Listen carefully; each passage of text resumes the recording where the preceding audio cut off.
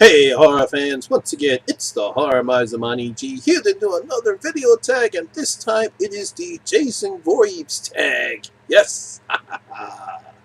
Now, I was tagged by my good friend Lisa Davey from Lisa Loves. She had tagged me some time ago to do this tag. Now, it's taken me some time to get this tag done, but I'm finally going to have the time to do it. Now, of course, there's a lot of tags going along in the horror community. We have the Michael Myers tag, we've had the Freddy tag, which I just did recently, and now we have the Jason Voorhees tag. Yes, we've gotten all the horror icons. I believe there's now a Creepers tag that was done by Random Ross. I believe there is a Leatherface tag. I believe I have to take a look at that. Now, once again, this tag was created by Erschen. He's the one that created this tag. I'll leave a link in the description below for him. So if you decide to do this tag, please make sure you give him the credit because he created it. He might decide to add it onto his playlist. So here is the Jason Voorhees tag. Yes! Now, there are 8 questions in this video tag, and here we are with question number 1. If there was never a sequel to the original Friday the 13th movie, the 1980 version, would it still be considered a classic? Now, that's a very interesting question. Now, when you take a look at the original Friday the 13th, it was a standard horror movie. There really wasn't anything really slasher at the moment right now. We didn't have the typical slasher tropes that we now know of.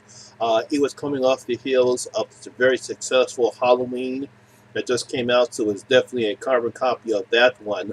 But when you boil around to it, it does have some nice on-screen kills. You had great special makeup effects by Tom Savini. Has some good on-screen kills, as I said before, but it's not really a classic. It's just your standard horror movie. At the time, Jason only shows up at the end. Mrs. Voorhees is the main killer in this one, and she wasn't really that popular, despite the great performance by Betsy Palmer that she does give in this film. But it's your typical standard horror picture. So if any other sequels are not made, if they did not decide to capitalize on it, it would not be considered a classic at all. Question number 2. What is your favorite Friday the 13th movie? Now, a lot of people have a lot of favorites. Some people like the second one. They actually think that the second one is better than the third one. Some people actually like Friday the 13th Part 3 3D. I actually have a soft spot for that one because I actually did see it in the theaters when it came out in 3D. I understand now it does not look well on regular broadcast. It doesn't look well. It doesn't turn out very well, I believe, on Blu-ray or on digital because it's out of focus and the 3D effects don't play as well as they did in the movie theater. I understand that some people like other aspects. Some people actually think the remake is the best one of all, but as for me, personally, I believe Friday the 13th Part 7, The New Blood, is the best Friday the 13th, in my opinion. You have Jason coming back. He's deadlier than ever, but he does have a very good protagonist in Tina Shepard, played very well by Laura Park Lincoln, I believe her name is. Yeah, Tina Shepard, she does a pretty good job. I thought the kills were very fantastic, great, excellent makeup effects, but like I said, the battle between Tina and Jason really stand out in that picture right there. So for me, the best Friday the 13th movie is Friday the 13th Part 7, The New Blood. Question number 3, what is your least favorite Friday the 13th movie? Again, a lot of people have a lot of opinions. Some people think The Final Friday, Jason Goes to Hell, The Final Friday is not a good one. Some people think Jason X is not a good Friday the 13th movie. It's not even called Friday the 13th, it's called Jason X. Which I thought was an interesting title. But for me, I'm going to say Friday the 13th Part 8, Jason Takes Manhattan, is the worst of the bunch. It doesn't have that very on-screen kills. It takes place on a ship. By the time Jason gets to Manhattan, half the movie's already over as it is. It really doesn't do anything while he's in Manhattan, just chasing the kids that he met at Crystal Lake. Not a very good movie. Very terrible ending. Jason gets flushed down the sewer with some toxic waste. Looks like he's still like a baby, and at the end of the scene, it's like, oh, it was just very terrible, very, very bad film, very, very bad horror film, if I say so myself. There's a couple decent on-screen kills, but nah, not to my pleasure. So For me, my least favorite Friday the 13th movie will be Friday the 13th Part 8, Jason Takes Manhattan. Question number 4. Who is your favorite final girl in the franchise? Now, this is a very interesting question because we do have a lot of favorite final girls here. Some people will say Tina Shepard from Part 7, The New Blood. Some people will say Alice from the first one. Some people might say other final girls in the movie. I believe the final girl in Jason X. I think Lexi, a dog, I think is how you pronounce her name. If I mispronounce it, let me know. But I'm going to pick the obvious one. That's going to be Jenny from Friday the 13th Part 2. Friday the 13th Part 2. Yeah, she's a very clever girl. She doesn't make any of the dumb mistakes that we've seen other final girls do. She actually plays into Jason's psychic, pretending to be his mother, knowing that Jason obviously saw his mother decapitated in the first movie, and plays on that aspect of Jason. And she does it very well. And she fights to stay alive. So my favorite final girl in the franchise will be Jenny from Friday the 13th Part 2. Question number 5. What is your favorite kill in the franchise? Now, a lot of people go around and around. A lot of people will say in Jason X, where Jason takes the girl, the assistant, and plunges her head into electric nitrogen until her whole face is frozen off, pulls it back up, and smashes it down and shatters it to little pieces is the favorite kill, which I thought was pretty good too. But my favorite kill will come from Part 7. As a matter of fact, let Jason show you instead.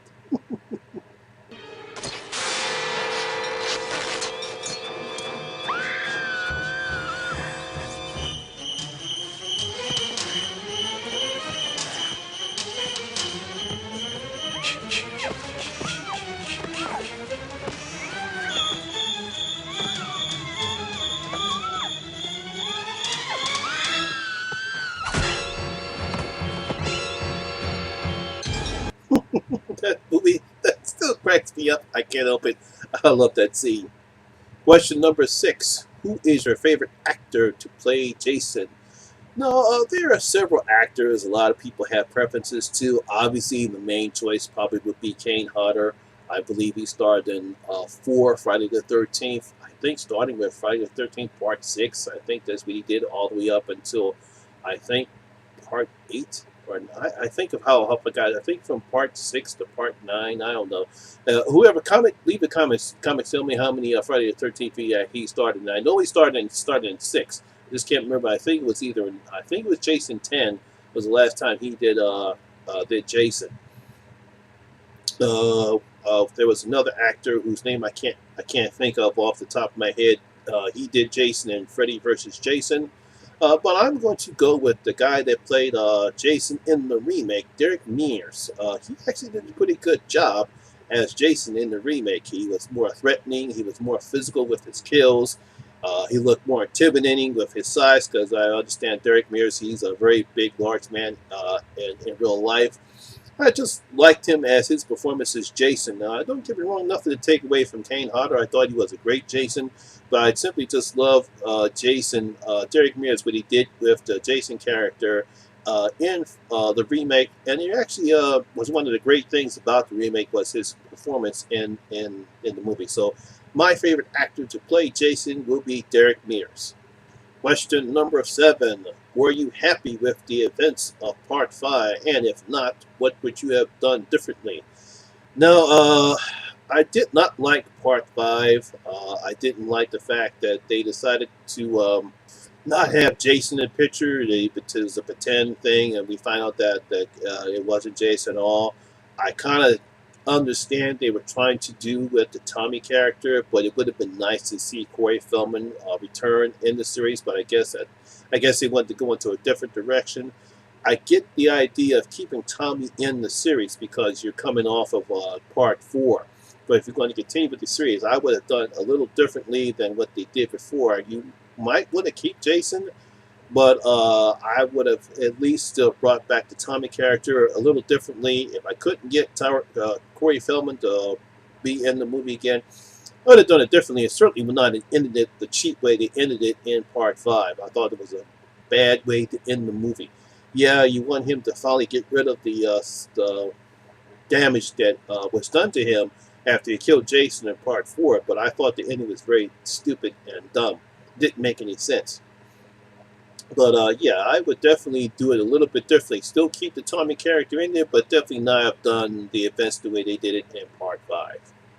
Question number 8, the last and final question. Do you think the next Friday the 13th film should be a remake of the 1980 movie, a sequel to the 2009 reboot, or a whole new story? Well, I don't think it should be a whole new story because that's what the whole remake was supposed to be about. I don't think it should be a sequel to the 80 movie because we already have part 2, and that's kind of very good. I don't want them to ruin that. I think if they're going to do something, they should try to make it a sequel to the 2009 reboot, but they should do away with that terrible ending. That's the only thing I did not like about the remake was a terrible ending.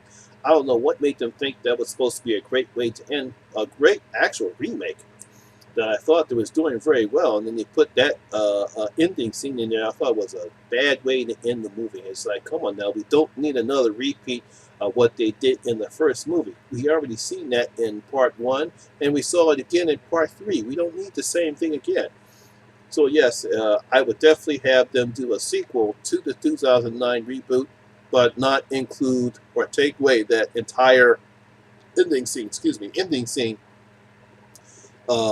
in the remake, and just have the two characters that survive just go on about, have their happy ending. They go up all the way. You can make it. You can create a different way that Jason is still alive, or something you want to do it that way. But definitely, I would just make it as a sequel to the 2009 reboot. And there you have it. That is the Jason Voorhees tag. Once again, this is Sean Erschen's tag. Again, if you want to do this tag, please make sure you want to give him the credit. I will leave a link in the description below for his channel. Now, obviously, this comes to the part of the video where I'm supposed to tag somebody. I'm pretty sure a lot of people have already done it, but I will tag my good friend Andrew R. Davis because I believe he has not done this tag. So, Andrew, you have been officially tagged to do the Jason Voorhees tag. And I'm pretty sure he is aware of all the other tag videos that are coming out there. We have the horror icons. We have the supernatural creatures, supernatural beings such as vampires, werewolves, and zombies. I believe Cecil Lair from the horror show, he just created a creature tag video, which I definitely want to do because I do love the old creature feature movies I used to watch back in the day when I was little. So that's my video for today. I hope you guys enjoyed it. If you did, please give it a thumbs up because it does help the channel out. And as always, if this is your first time here, please hit that subscriber button and definitely ring that notification bell. That way you can come and enjoy the horror experience with me, the Horror Miser Monty G. And as always, all my social media links will be down at the description box below as well. Once again, my name is Lamont Smith, better known as the Horror Miser Monty G. And always remember, horror rules.